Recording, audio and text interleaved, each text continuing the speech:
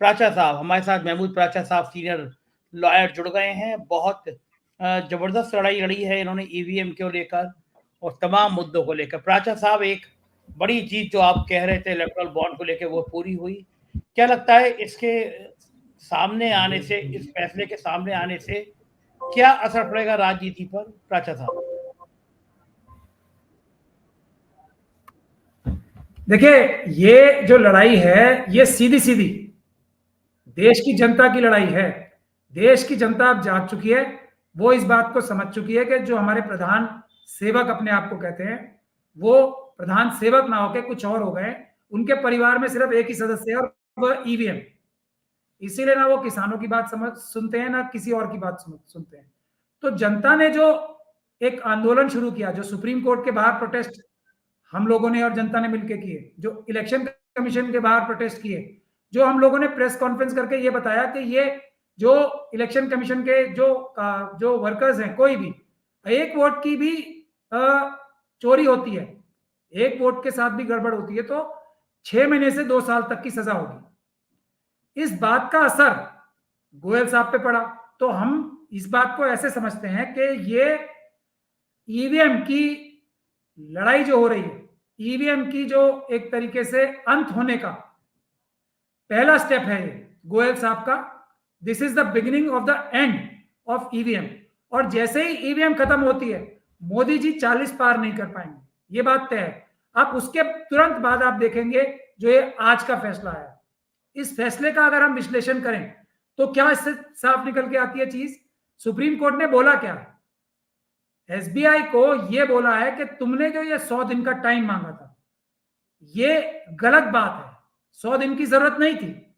तो इसका मतलब तुमने जो एफिडेविट फाइल किया है एसबीआई ने, वो एक अपराध है, कोर्ट के साथ धोखाधड़ी है, झूठ बोला है आपने। यही सुप्रीम कोर्ट ने कहा है ना कि इस काम को तो आपको कल तक करके इसको बताना है, बैंक बंद होने से पहले। इसका मतलब वो एफिडेविट एक तरीके से पर्जरी था, झूठ था जो कोर्ट के सामने बोला गया। अब जब यह झूठ था तो हम ये समझते हैं कि आज भी कोर्ट ने जो किया है, एक अकाल का टाइम पड़ा हुआ है ना, जैसे एक अकाल और जो कहते हैं कि बारिश नहीं हो रही किसी जगह पे, तो उसमें ये छोटी छोटी बूंदे हैं। एक गोयल साहब का इस्तीफा एक छोटी बूंद है, एक चीफ जस्टिस साहब का जो एक आज ऑर्डर आया है एक छोटी बूंद है, और एक और ऑर्डर आया है कि चुनाव आयोग का जो अब जो अपॉइंटमेंट होंगी वो पुराने वाले ऑर्डर से होंगी। तो ये भी एक महत्वपूर्ण ऑर्डर आया है, लेकिन हमें इससे खुश नहीं हो जाना है। मेरा ये आह्वान है जनता से कि और मजबूती के साथ सुप्रीम कोर्ट को मजबूत करने के लिए, इलेक्शन कमीशन को मजबूत करने के लिए, ईडी और सीबीआई को मजबूत करने के लिए प्रदर्शन होने चाहिए, जबरदस्त पीसफुल प्रोटेस्ट होने चाहिए इन सब संस्थानों के बाहर। 15 तारीख को हमने अनाउंस भी किया है, अभी वकील करेंगे एक बार फिर प्रोटेस्ट ईडी और सीबीआई के ऑफिस के बाहर, इलेक्शन कमीशन के ऑफिस के बाहर, कि आप लोग और आगे बढ़ के इस काम को करें। तो ये है सही रास्ता। आज सुप्रीम कोर्ट को देश की जनता ने एक समझना चाहिए बात, जो हम भूल जा रहे हैं और बहुत सारे लोग खुश हो रहे हैं। ये एक नॉर्मल सा काम है जो सुप्रीम कोर्ट को करना चाहिए रूटीन के तौर पर। सुप्रीम कोर्ट को भारत देश की जनता ने इतनी ताकत दी है। देखिए, जजेस को अपॉइंटमेंट की ताकत खुद स्वयं के पास है। जजेस का जो बजट होता है वो खुद ही निर्धारित होता है, इनके अपने हाथ में है। प्रोटेक्शन पूरी है, कोई नहीं हटा सकता। पार्लियामेंट को इंपीचमेंट पास करके इनको हटाना पड़ेगा। उसके अलावा इतने बड़े बड़े घर और बंगले और फैसिलिटीज देश की जनता ने इनको एम्पावर करने के लिए सुप्रीम कोर्ट के जजेस को दिए। तो ये एक नॉर्मल सा फैसला, जो सुप्रीम कोर्ट की सबसे प्रथम जिम्मेदारी है संविधान बचाना। भारत का जो संविधान जो बना है वो इस नजरिए से बना है कि सुप्रीम कोर्ट की ये जिम्मेदारी है कि संविधान की रक्षा करना सबसे पहली जिम्मेदारी है। अगर पार्लियामेंट भी कोई काम गलत करती है तो वो एक्ट को भी खत्म करने की पावर, अगर वो संविधान के विरुद्ध है तो पावर सुप्रीम कोर्ट को दी गई है। तो ये रूटीन का काम जो था, आज इतना अकाल पड़ गया है अच्छे कामों का कि हम इसी से खुश हो रहे हैं। मेरे ख्याल से सुप्रीम कोर्ट को एसबीआई के लोगों को जेल भेजने का काम करना चाहिए था कि आपने इतना बड़ा झूठ हमसे कैसे बोल दिया।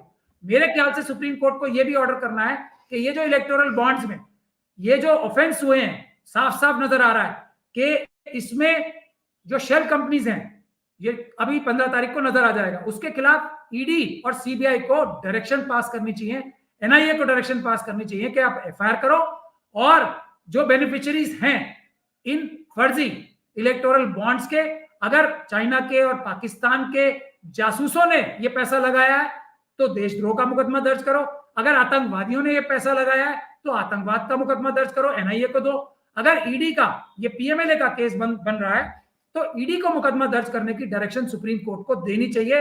वो संपूर्ण न्याय होगा। ये न्याय जो है मेरे ख्याल से एक अच्छा कदम तो है, लेकिन ये बहुत कम है, बहुत थोड़ा है, मेरा ऐसा मानना है इस बारे में। देखिए, इसमें आप एक जिम्मेदार पत्रकार हैं, आपका एक चैनल है जो देखा जाता है बहुत वाइडली, हमें इस कंफ्यूजन में पड़ना ही नहीं है। मैं एक अभी आर्टिकल भी लिख रहा हूं तो उसमें यह साफ है कि आज की तारीख में जो कानून है वो पेपर बैलेट का कानून है, ईवीएम वीवीपैट का कानून ही नहीं है। पहली प्रेफरेंस जो है कानून के हिसाब से, मैं धारा भी बताता हूं, 61(a) है, ये कहती है कि चुनाव पेपर बैलेट से कराने हैं। अगर पेपर बैलेट एक दो कॉन्स्टिट्यूएंसीज में, आप कहें तो मैं वो धारा भी पढ़ के आपको बता देता हूं अभी, 61(a) मैं आपको पढ़ के सुनाता हूं। जो आज का कानून है वो ये कहता है कि चुनाव सिर्फ और सिर्फ पेपर बैलेट के माध्यम से होने चाहिए। अगर चुनाव आयोग कहीं ये समझता है कि एक दो जगह पे पेपर बैलेट से चुनाव नहीं हो सकते तो उस सूरत में रीजंस देके इलेक्ट्रॉनिक वोटिंग मशीन से चुनाव हो सकते हैं। तो ये वीवीपैट का मैं आपको छोटी सी बात बता देता हूं कि वीवीपैट जो है एक तो इतना छोटी सी पर्ची होती है, एक व्यक्ति आएगा आरएसएस और बीजेपी का 100 पर्चियां डाल जाएगा उसमें, आप हाथ में लेके पर्ची डालते रहिए। पेपर बैलेट ही एक सबसे सुरक्षित माध्यम है, पेपर बैलेट लीगल है, पेपर बैलेट सस्ता है, पेपर बैलेट से चुनाव जल्दी होते हैं और सबसे सुरक्षित होते हैं। तो हमें कंफ्यूज नहीं होना है वीवीपैट पे, बिल्कुल भी, सिर्फ पेपर बैलेट से चुनाव होंगे, वरना चुनाव बिल्कुल ही किसी हालत में ईवीएम से चुनाव नहीं होने दिए जाएंगे। ये देश की जनता ने ठान लिया है, इसके लिए कोई कॉम्प्रोमाइज करने की मैं समझता हूं गुंजाइश है ही नहीं। और इसमें ना कोई कानूनी अड़चन है, ना किसी और प्रकार की कोई भी अड़चन है। हमें सीधे सीधे बात करनी है कि जो भी व्यक्ति ईमानदार है, अगर कोई इलेक्शन जीत सकता है ईमानदारी से तो पेपर बैलेट से भी जीत सकता है, और अगर ईवीएम से भी जीत सकता है। तो ईवीएम के लिए जो प्रेम दिखा रहे हैं वो बेईमानी करना चाहते हैं। और एक और बात कही जाती है कि अभी टाइम नहीं है, चुनाव में अभी बहुत टाइम है पेपर बैलेट का या ईवीएम का इस्तेमाल करने के लिए। कैंडिडेट तय कब होते हैं? 15 दिन पहले। फाइनल कैंडिडेट की लिस्ट कब आती है? चुनाव की एक्चुअल डेट से 15 दिन पहले। उसके बाद ही पेपर बैलेट हो या ईवीएम हो तैयार हो सकती है, उससे पहले तो तैयार ही नहीं हो सकती। तो ये सब मिथ्या आरएसएस और बीजेपी के लोग फैलाते हैं कि टाइम कम बचा है, ये हो गया वो हो गया। हाँ, चुनाव सस्ते जरूर हो सकते हैं। अभी ये 18,000, 20,000, 34,000 की जो ईवीएम मशीन बन रही है एक एक, उसमें हजारों करोड़ रुपए जो खर्च हो रहे हैं, ये बेईमानी का भी जरिया है। सस्ते में चुनाव हो सकते हैं पेपर बैलेट से, कोई टाइम नहीं गया है, पूरा टाइम है, एकदम टाइम है, पेपर बैलेट से ही चुनाव होने हैं, उसके अलावा कोई भी सोच नहीं है। हम लोग रिटर्निंग ऑफिसर्स के बाद जो पीसफुल प्रोटेस्ट धरने लगने शुरू हो गए, वो इस बात को इंश्योर करने के लिए ही है कि इलेक्शन सिर्फ पेपर बैलेट से होगा, ईवीएम से नहीं होने दिया जाएगा, किसी हालत में नहीं होने दिया जाएगा, किसी कीमत पे नहीं होने दिया